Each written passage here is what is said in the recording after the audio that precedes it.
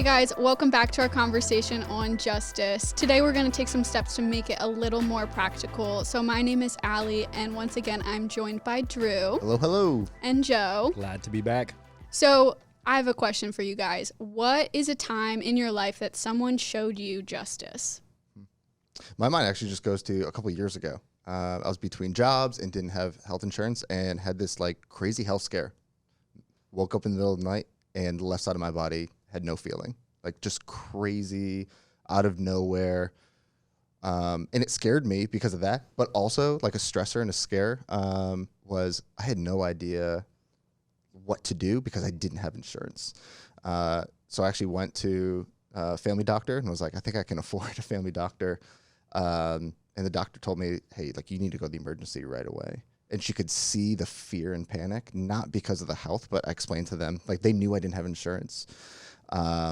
It was at that moment that she walked out and a nurse came in and told me, hey, the doctor is going to pay for your medical expenses as you go. Like stepped in, like I had never met her before. We had just moved to the area and like she saw something that she was able to step in and just show like great love. I had no relationship with her prior to that, no relationship since, like I've never seen her again, but man, the love that she showed me in that moment of like meeting such a great physical need. Like she embodied what we see the author of Hebrews write about in Hebrews 13. And in Hebrews 13, 1-2, it says this. It says, keep on loving each other as brothers and sisters. Don't forget to show hospitality to strangers. Like keep on loving as brothers and sisters. Like that connection I had with her because of the love she showed me in that moment. Like that's one of the greatest acts that I've been on the receiving end of, someone who stepped in and acted out that biblical love of justice.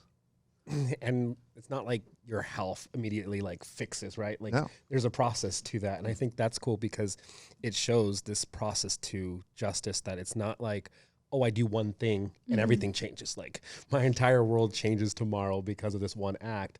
But like because of her one act and this continuous act of like, I'm going to pay, which is crazy. So awesome. But like because of that, her, like your condition changed over time. And I think that's what we have to see is like tomorrow you do one thing, it's not going to change everything. But that one thing can be the beginning of change that's going to happen over time.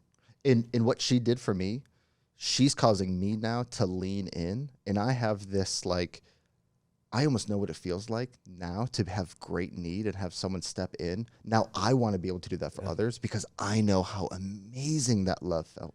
And so she leaned in with proximity. Now I want to lean in and be close to people that need that. That's so good. I know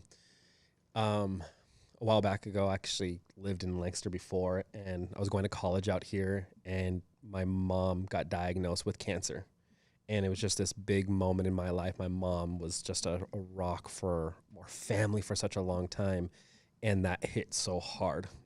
And I remember this older lady from the church, like I'm like sitting in the back, and she comes up to me, she picks me up, and she hugs me. And like, I'm kind of like, wait, what's happening right now? And she says, I can never be your mom. But if you ever need the hug of a mom, I'm here for it. And it was just this moment where like there was absence in my life. There was a gap in my life. There was something that was missing. And like, again, she couldn't resolve it all, but she could step in and be that. And I think that's what justice is like, can you be that for someone who has a void, who has something that's missing?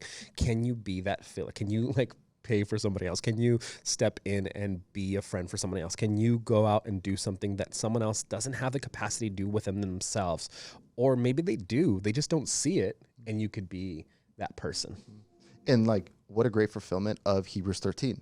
Yeah. Like, keep loving one another as brothers and sisters. She stepped in, she goes, hey, I know we're not blood, but like, I want to be family to you. I want to love you the way that family loves you in the way that I can. Yeah. Like she was that for you. Yeah. Well, and biblical justice is all about relationships. That's like the way that God showed it, and then that's how it's now happening for honestly both of you. Like it was a relationship with the doctor. It was a relationship with this lady. And I even know for me, like, I sometimes struggle with, like, speaking my mind or having a place in a conversation. I just feel like it's either not where I'm supposed to be or, like, I shouldn't talk. And I have a lot of friends that know that I have good stuff to say. And because of this, when I start to squirm and it's, like, obvious when I need to say something, but I just won't. And they know because of that relationship, like, hey, Allie needs to say something. And then they advocate for me to be able to do that. And I think that's so beautiful about just justice and the way that God shows it to us is he had relationships with his people throughout the Bible. He saw the hurt. He saw the pain that they walked through. And because of that, he was able to show them hospitality. He was able to allow Jesus to die for them. And that was only because of the relationship that he had built with his people. It wasn't just like, oh, you guys are struggling, see you later. Like, he was like, no, I'm going to do something because that's who I am. And that was just an incredible act of kind of mercy and justice that he showed us all in one. Yeah. And I think it's important that we carry that out where it's like mercy seeing that need, justice doing that thing. Like, how do we see those things? How do we keep that as a front, like a lens inside of our life? Like, do we have that filter? You wear sunglasses and all of a sudden it changes, it builds a filter. Like, do you have, I think sometimes we have the negative filters where we see people through negative lenses rather than seeing them through the cross, seeing them through Jesus, seeing them through those things and being able to see that, then act is huge. Opportunities everywhere. Mm-hmm. Like, I think that's the thing when we are in close proximity to people, when we have a relationship that's like ongoing, like that we see it's a process, like opportunities out there, we just have to have eyes to see it, like you said, like those sunglasses. And so we can think big, like, hey, someone stepped in and paid for medical bills. Like, that's not a small thing. To, hey, I want to step in and I want to feel like family for you. Yeah. Mm-hmm. To, I just want to reach out and let you know that you have a voice, mm-hmm. that what you think and what you say, like, has value. Mm-hmm. And so as we think about practically, how do we go and do justice for other people? Like, open up your eyes. Yeah. Like, live in closeness and proximity to people. Be in relationships that are long-term. An opportunity will show itself. And now what we have to do, we just have to step in. Yeah. Mm-hmm. Now we just have to step in and do that thing, love people, and act out justice for them. Yeah, there was a cool story that I heard the preacher share. And he talked about two people by the river.